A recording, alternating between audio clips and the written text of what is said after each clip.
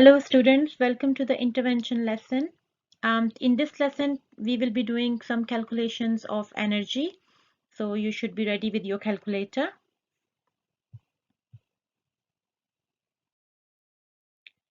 So I give you 30 seconds thinking time. Look at the starter questions. What do you think the kinetic energy, gravitational potential energy, and elastic potential energy depends on? What factors are important for them?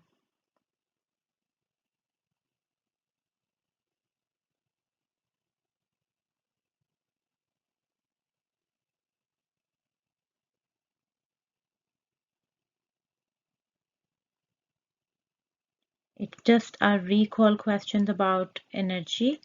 So kinetic energy, when something is moving, so what do you think? Kinetic energy depends on height or speed. Gravitational potential energy depends on, what do you think? Height or speed. And elastic potential energy depends on stretching or speed. Yes, there are your answers. Well done. If you were thinking right. Kinetic energy depends on speed. Gravitational potential energy depends on height. Elastic potential energy depends on stretching. But this is not the whole story. We think like kinetic energy depends on speed, but actually there are some other factors which are very important for kinetic energy and gravitational potential energy and elastic potential energy. Mainly people think like these are the factors on which energy depends. But in this lesson, we will learn a little bit more about energy and their dependence and their calculations with the equations. So first of all, we are going to learn about kinetic energy. As we have recall, when something is moving, it has kinetic energy in it, and we have seen that it depends on speed, but not only on speed. So kinetic energy is the energy that an object has because something is moving. And all moving things have kinetic energy. But the amount of energy they have is not just dependent on how fast they are moving. It depends some on other factors. So what do you think the other factors affect the kinetic energy of the moving object? So all moving objects have kinetic energy. The kinetic energy of an object is depending on its mass and its speed or velocity. So both are important factors. So if something is more heavy, it has more kinetic energy. Or if something is moving with high speed or high velocity, it has more kinetic energy. So kinetic energy do not depend only on speed, but also on mass. Based on this dependency, we have the equation. So kinetic energy equation is half times mass times velocity squared. As you can see, the unit of energy is joule. So it doesn't matter if it is a kinetic energy, the unit will be joule.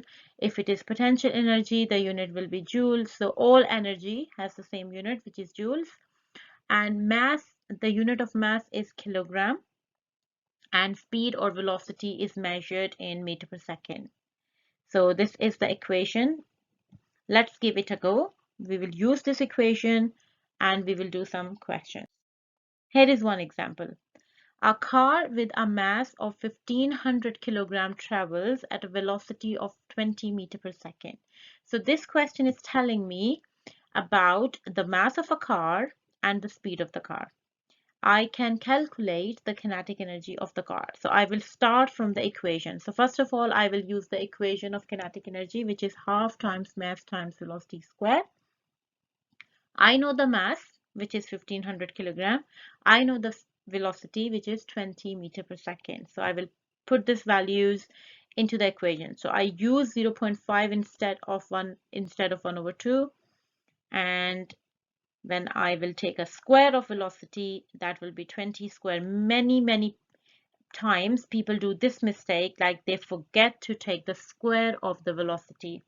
and that's very common mistake. So don't forget to take the square of the velocity or speed. It's the same thing. So after multiplying them, we will get 300,000 joules, or if you want to convert it into the bigger unit, you can say 300 kilojoules. So that's our answer for kinetic energy. Next important calculation of energy is gravitational potential energy. Look at this picture. Remind me, what was the gravitational potential energy? What can I remember from this picture? So when an object is lifted, energy is transferred from whatever is doing the lifting to the object.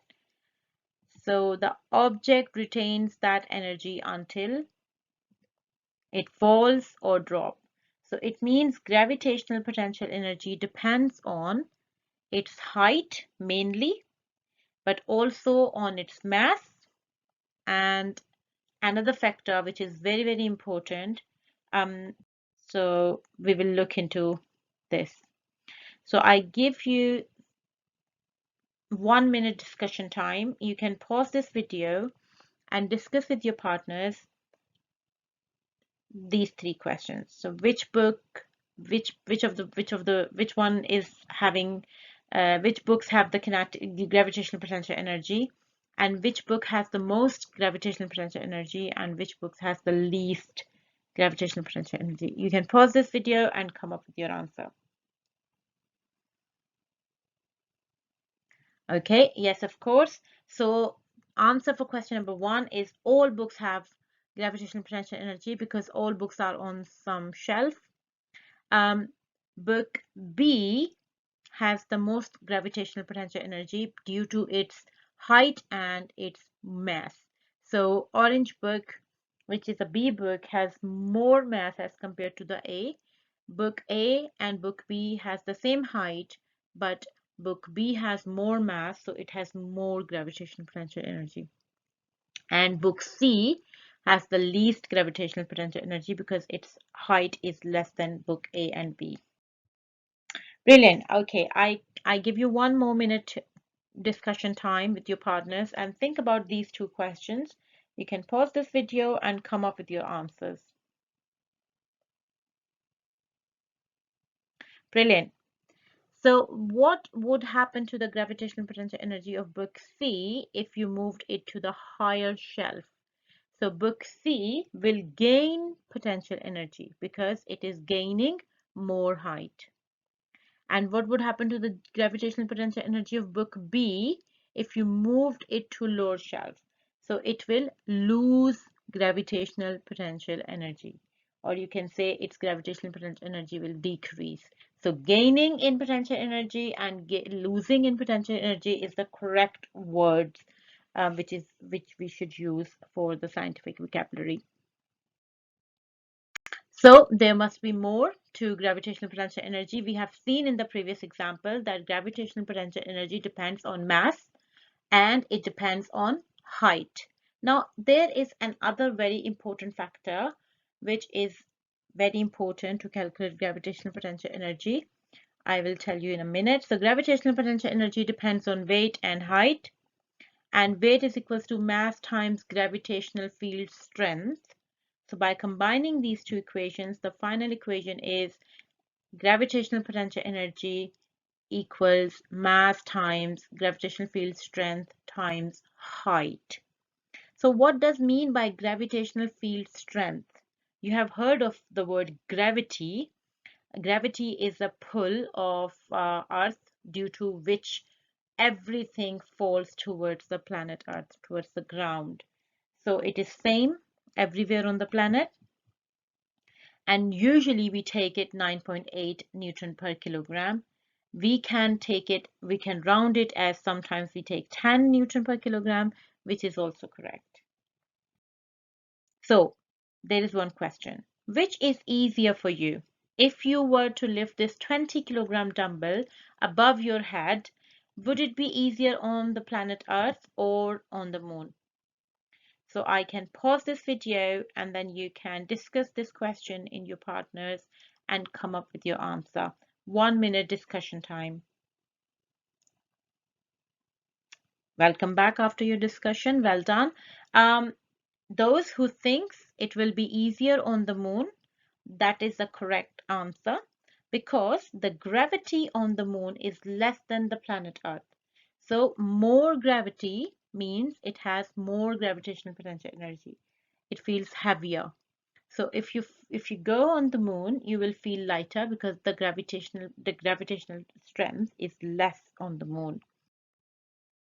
So now calculation time. There is one question. We will use the equation of gravitational potential energy. And a person lifts a 50-kilogram box onto a shelf which is 2 meters high. How much gravitational potential energy does the box gain?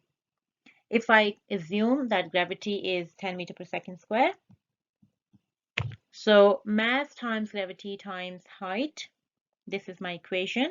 I will put the value 50 kilograms the mass, 10 is the gravity, and 2 meters was the height. When I multiply all of them, I will get 1000 joule. So that is how you calculate gravitational potential energy. The third important calculation is elastic energy. What is elastic energy? So elastic potential energy is the stored energy as the result of an elastic object being stretched or squashed or compressed. So when you stretch something or when you squash something or when you compress something, that object will gain or hold the elastic potential energy in it. Think about a rubber band. If you stretch it and hold it, what does it do? It will hold the elastic energy, and if you leave it, all elastic potential energy will transfer to the kinetic energy. What type of energy does the elastic potential energy get transferred back into when the rubber band is released? As I told you, all of the energy will transfer into kinetic energy. Some of the energy will transfer into the surroundings. Okay, now let's give it a go. The elastic potential energy equation is half times spring constant times extension square. Spring constant means it's the capability of a spring to stretch. For example, we have spring all around us. You have spring in your mattress, you have spring in sofa, we have spring in your clicking pen. So all springs have different capacity to stretch or different capability to compress or stretch. So that is called a spring constant. So spring constant is the property of a spring to get stretched. Extension, how much stretching is happening in there. So every different material will have a different spring constant because every material has different capacity of stretching. So we need to work it out. We will use this equation and we will do some exam questions. Here you go. A 1.2 meter spring is stretched and ends up at a length of 1.9 meter. The spring constant is 2.6 Newton per meter. How much elastic potential energy is stored? So first of all, I will use the equation half kx squared. So half is 0.5, k is a spring constant which is 2.6, and extension. So original length was 1.2 meter and it has been stretched to 1.9. So what will be the extension? The new length take away the original length. So 1.9 take away 1.2, you will get 0.7. And again, we have the equation, we have extension square. Many students do this common mistake. They forget to take this square and their answer can be wrong. By multiplying it, you will get 0.637 joules. You can quickly check it with your calculators. Another example, the spring in a trampoline has been stretched 0.25 meters and has a spring constant of 250 Newton per meter. How much elastic potential energy is stored? First of all, I will use the equation half kx squared. So half is 0.5, k is a spring constant, which is 250, and extension square. Extension, it is given here in this question. I don't need to take away anything. So he just said that it has been stretched 0.25 meters squared. And then after calculation, my answer is 7.81 joules. So these three are very, very important equations to calculate the elastic potential energy, kinetic energy, and gravitational potential energy.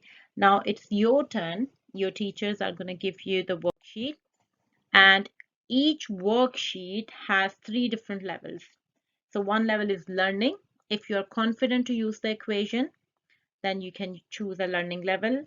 If you're confident in rearranging the equation, that is a challenging level. And if you're confident to convert the units into SI units, so you can do the extreme level.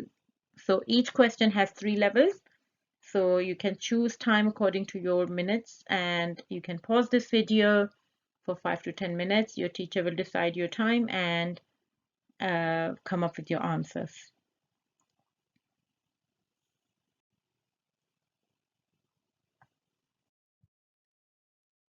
Okay, so you can mark your answers according to your chosen level. Okay, well done. You can consult your teacher if you have any questions, and have a good day.